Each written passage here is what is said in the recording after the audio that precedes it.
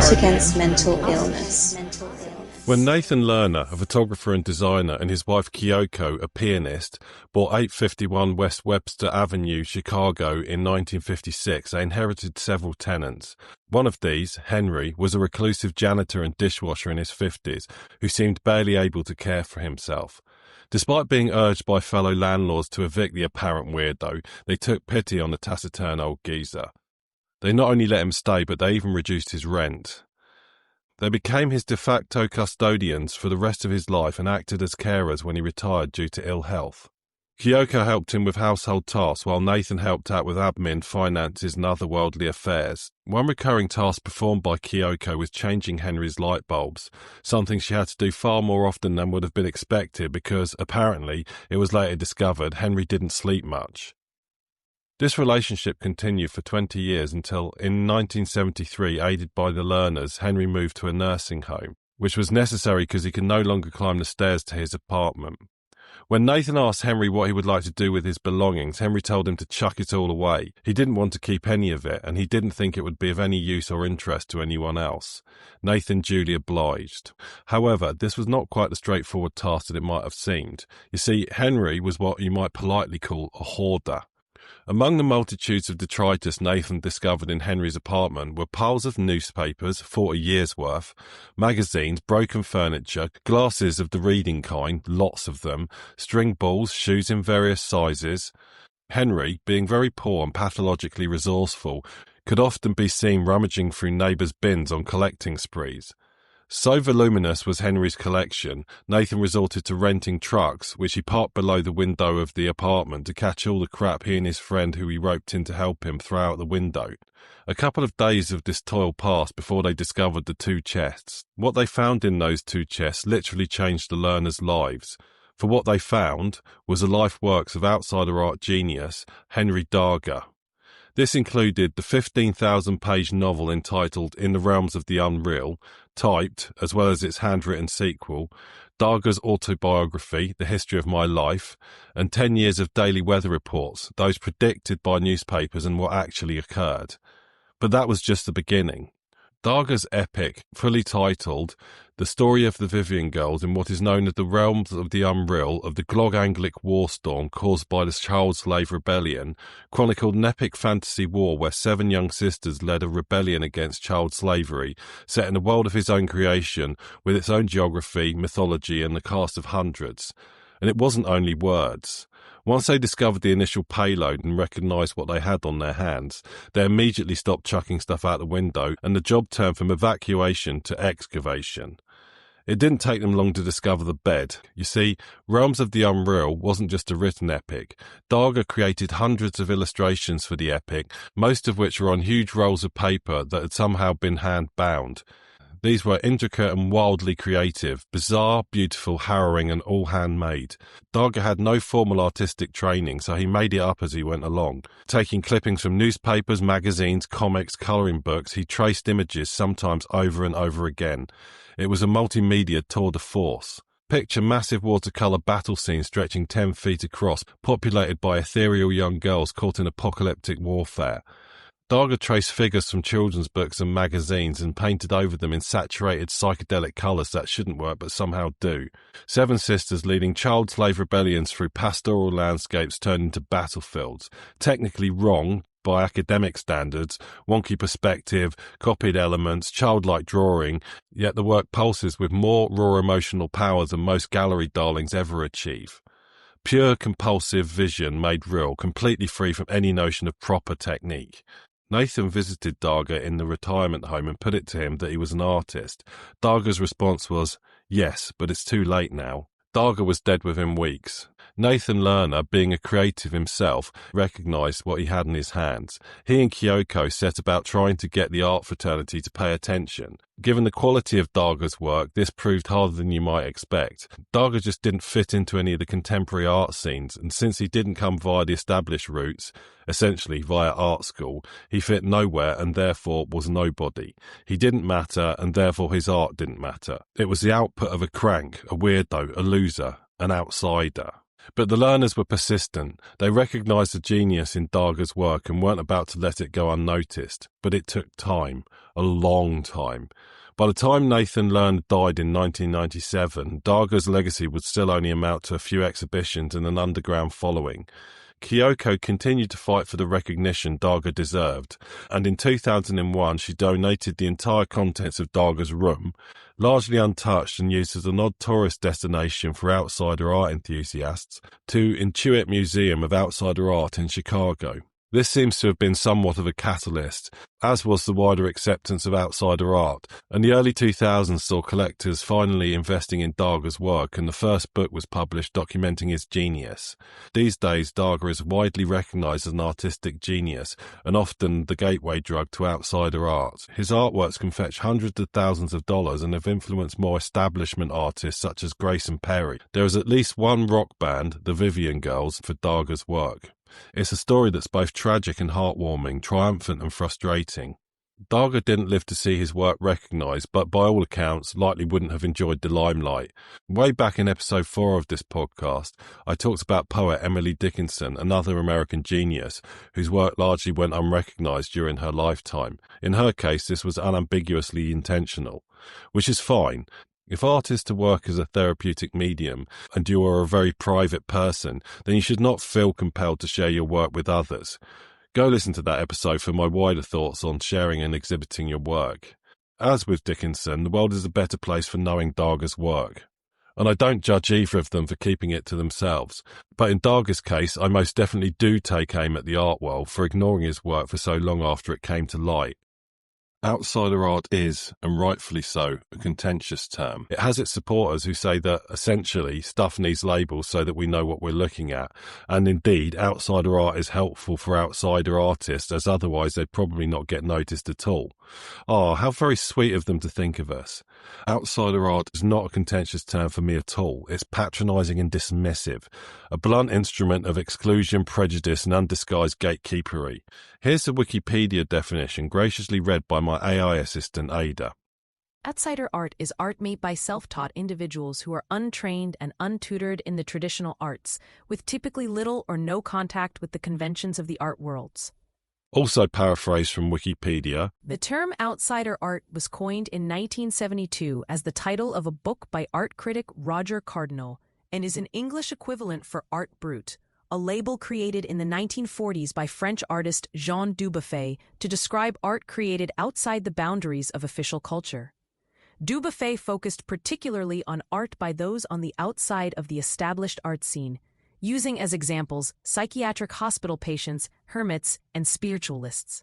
So initially a phrase to describe the deranged outpourings of nutters, the schizophrenic, psychopaths or otherwise mentally ill, or those considered too odd for society to bother with. These days the term is more broadly and perhaps euphemistically wielded to encompass anyone who comes from or exists outside of the so-called art world or gallery system. In other words, all of the rest of us. Those of us whose works will likely never adorn corporate office foyers or upmarket dental or cosmetic clinics or fancy hotels. Basically, the vast majority of people that produce art. Us, you and me.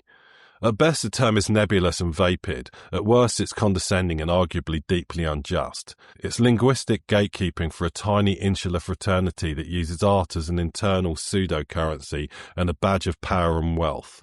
Basically a microcosm and metaphor, if not simply a symptom, of the wider world we live in. The commercialization of something good to represent something shallow, cynical, aggressively exclusive and incestuous. Can you tell that I'm not a fan of the so-called art establishment? Maybe I'm just bitter at being left out or have yet to have been discovered by it. But like Darga and Dickinson, I don't make art for anyone else. I make it for me.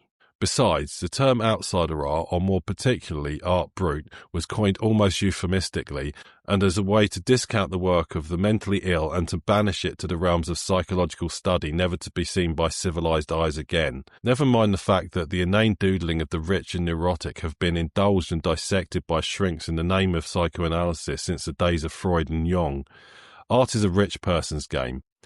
Outsider art is popular though. It has its collectors and dedicated museums. It's studied, published and emulated. This is not a bad thing per se, but it feels like these artists are being patronised, humoured and perhaps kept at arm's length. We'll just let that one weirdo in. Oh, and maybe that one. Never mind that the art establishment is and has always been awash with neurodiversity and mental illness. It's okay because those folks were visionaries and savants who just so happened to be rich and or came through the established system.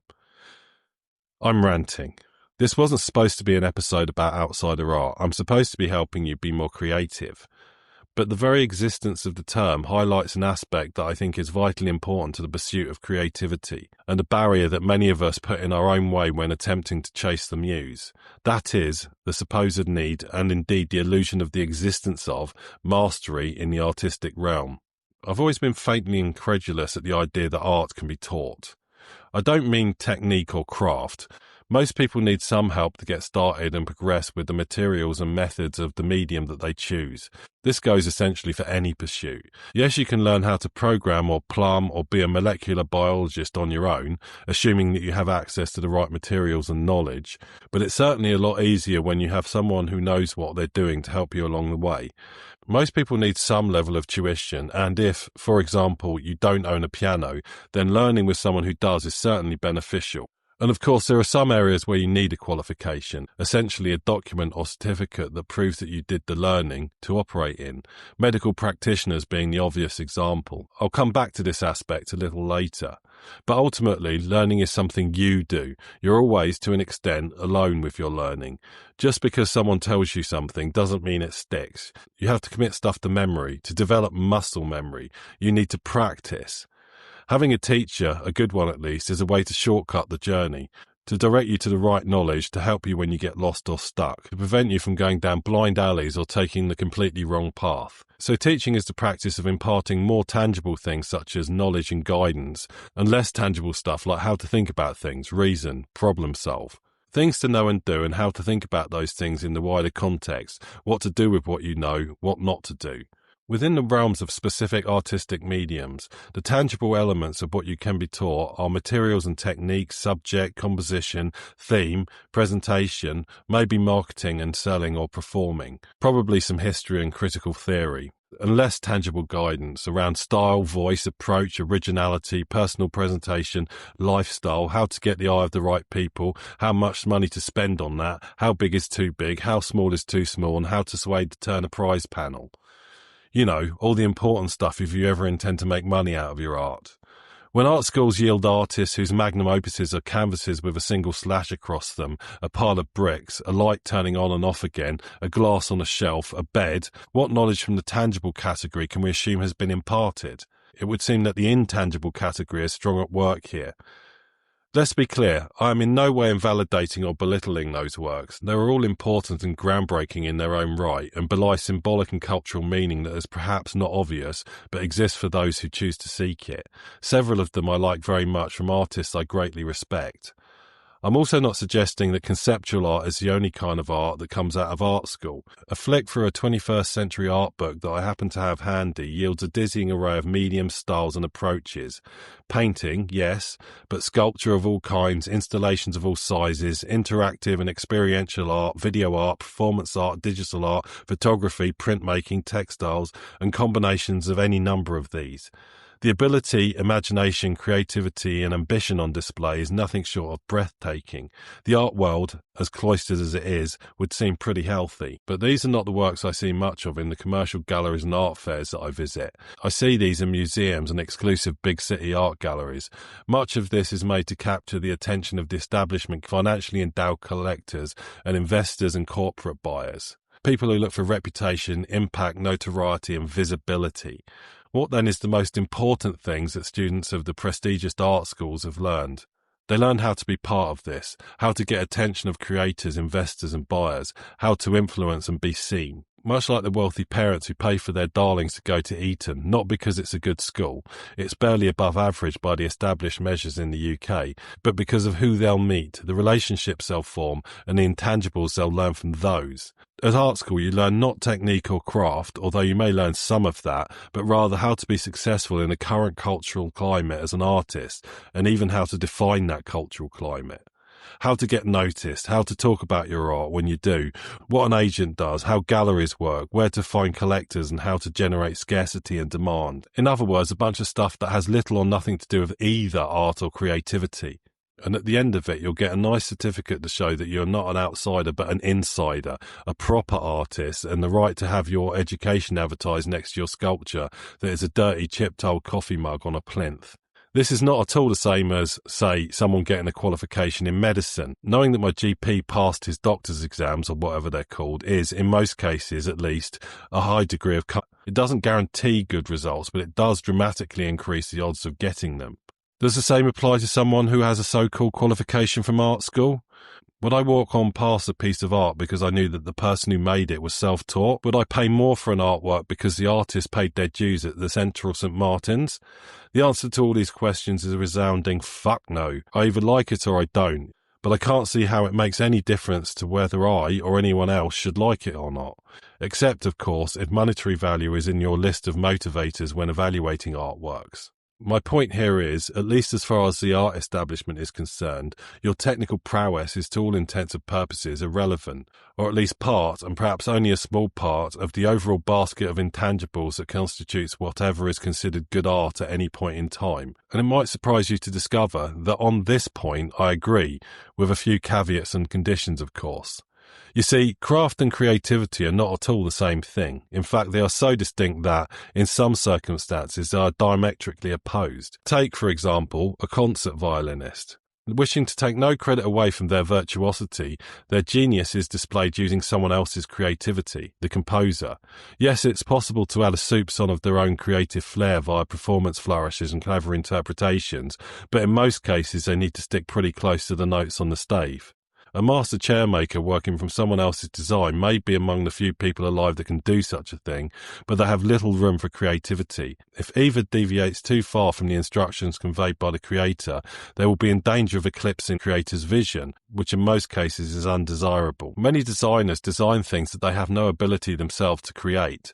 Many, and in fact most composers, at least the classical kind, write music for instruments they cannot themselves play.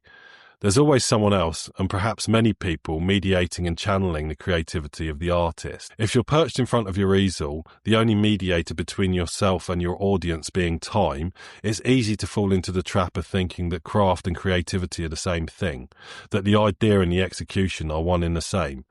But here's the thing, all art is mediation. The mediation of ideas, situation and culture through the medium of the artist. Art, in any form, is a series of decisions. What to depict or present, in what medium, using what techniques, and which random events are undesirable mistakes or moments of creative fortune. Ideas don't arrive in a creator's head and get vomited onto the page or canvas or screen untouched in perfect, ideal, platonic form. The creative process is messy and non-linear. If it's not, then you're not an artist, you're a craftsperson. Of course, these concepts are not mutually exclusive, but they absolutely are different, even if that difference is not always clear and appreciated. Art is culture made manifest, and the artist is the medium. Consider the aphorism, the medium is the message. What this points to is the basic fact that most people know intuitively that the medium, the conduit or the channel that you deliver some information through has a huge effect on how that message is perceived. A fact received via social media will be taken very differently from one received via Wikipedia, which again will be taken differently if received via a print newspaper or the BBC. The advent of fake news is the perfect distillation of this reality. Formerly reliable channels are transmitting falsehoods mixed in with truths, and all are being gobbled up in this surreal hybrid reality that we live in. The medium matters, and the medium is a choice. I'm using the word medium in the broadest possible sense here. Yes, I do mean oil paints versus watercolour, violin versus piano, but I also mean how you wield those things. So if, when staring at your blank canvas or page, you feel that you need to channel something that very closely matches the reality of the world around you, the scene in front of you, the things that happen in the real world, you need to make an immediate choice with regards to how to do that. If your portrait subject simply must be rendered photorealistically, then I would suggest you need to be a really able craft person, or you're in need of a camera. But more likely you're trying to capture the essence of the person in front of you.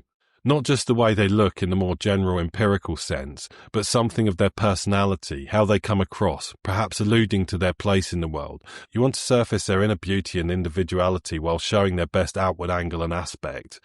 This includes the setting, their posture, their clothing, the lighting, and on and on. This is before you even think about picking up a brush or a pencil. If you want to know who the best portrait artists are, you're as well employed to ask a bunch how they go about their process as you are looking at their actual work. The medium for an artist, then, is everything that goes into making a piece of art. The craft is the whole process. So we return to my core thesis. If you think that being highly capable at wielding a paintbrush and paints is a prerequisite to being a good artist, then you haven't understood art at all. Yes, some great artists are both. Da Vinci, Van Dyck, Jenny Saville, but that virtuosity is, in part at least, a choice. The mind-blowing hyperrealism of the likes of Chuck Close or Ralph Goings is no more the pinnacle of painting than stunningly virtuosic metal bands such as Dream Theater or Between the Buried and Me are the pinnacle of music. Wielding your crafty virtuosity is always a choice and never a prerequisite. The art establishment is a rather odd enclave that seems to have its priorities all mixed up, but they do have one thing right. Technique, prowess and mastery of a particular form or medium is only part of the job. That being the case, how do you distinguish good art from bad, the worthy from the unworthy? The correct answer is that you don't, at least not for anyone else but yourself. Beauty is in the eye of the beholder, and every artist has a market somewhere. But the answer for the establishment is that getting a certificate from an art school is essential evidence that you paid your dues, you're a legitimate artist, and therefore your output is worthy. As for the rest of us, how is anyone to know if our art is good or not? Either way, insider or outsider, one thing separates all artists from everyone else. They are making art. So why is any of this important on an episode about creativity on a podcast about art and mental health? So it should be clear from the fact that I do this at all that I have a strong belief in the therapeutic power of art and creativity. For this to work, you need to be doing the thing, not thinking about it, not putting off expressing yourself until you've reached some ephemeral, undefinable ideal of good enough. Sure, if you find your zone in perfecting a craft, if the repetition, practice and progression of mastering a medium is where you find your happy, calm place, then I'm with you all the way. But if, like me, you just need to get what's inside the hell out, the misplaced idea that you must master your craft first might well be a barrier to starting at all, or at least progressing past a faltering start. If, like me, creativity is the point, and nice-looking things are a happy byproduct, then the perceived need for mastery is your nemesis. The pursuit of mastery never really ends, so at which point do you start with the creativity? What if your vision cannot be explored fully in a single medium? What if you're writing a film score or scripting a TV show? Do you also need to learn how to play the oboe or operate a video camera? What if you get easily bored and just want to try out all the mediums? No, don't wait until some mystical state of mastery descends on you. Just get on with it. Henry Darger just got on with it. Who taught him? Literally no one. Where did he get his ideas? From inside his head, from his traumatic upbringing, via his weird neurological wiring. Perhaps more than any other artist, he espouses the medium as a message because his medium was unique and unpolluted by the sensibilities of time or indeed outside influence at all. Medium and message are the same thing. His craft, his mastery, was to repurpose things that he found around him. His technique was resourcefulness. His mediums, writing, collage, painting, may be familiar, but his approach and how he wielded them were not. If your view is that his work is childish, then you've clearly never experienced the work of celebrated artists like Cy Twombly or Henri Matisse, or indeed most of the Fauvist or Expressionist movements. The art establishment shunned his work not because it lacked mastery or quality or creativity, but because he was not one of them, and he didn't fit into any of the trends, styles, movements or cliques of the time. He was, like me, and no doubt most of you, an outsider who did not wait around till he got good enough or received a certificate. He was an outsider that just got on with it. In previous episodes of this somewhat erratic and irregular series, I outline what I view as the core requisites for creativity. These are mastery, conviction, collaboration, focus or the zone, and a sprinkling of chaos, all required in varying degrees. They were there for Darger even though they might not seem to be. He was a master at his own craft, and he may have been a recluse, but we would not know about his work were it not for the learners, so there was collaboration of sorts. But his story illustrates that you don't need to have all these turned up to number 11. But we've also seen there is something missing. The final 4 items, conviction, collaboration, focus, and chaos, are somewhat more fluid, organic. So is the first, but if you see it as monolithic and essential, then it becomes a barrier to all the others and to creativity itself. So we get to the point of today's lesson. The bedrock of creativity is being creative, and to be creative, you must practice creativity. You need to just get on with it. Pick up your flute, open your notebook, adorn your smock, fire up your laptop. Don't think. Don't ponder your ability or right to be there. Don't fret about the quality or desirability of what is about to emerge. Just do, and then keep doing and doing and doing. And then, should you desire it, the mastery will come too. But more importantly, you created, and it was all beautiful. Before I go, just a quick announcement to say I now have a Substack. It's at artagainstmentalillness.substack.com, where I'll be posting written versions of all the episodes, as well as some other stuff there that doesn't make so much sense in the podcast form. There's a chat function on there, so you can come and ask me any questions that you have, and it's currently all free.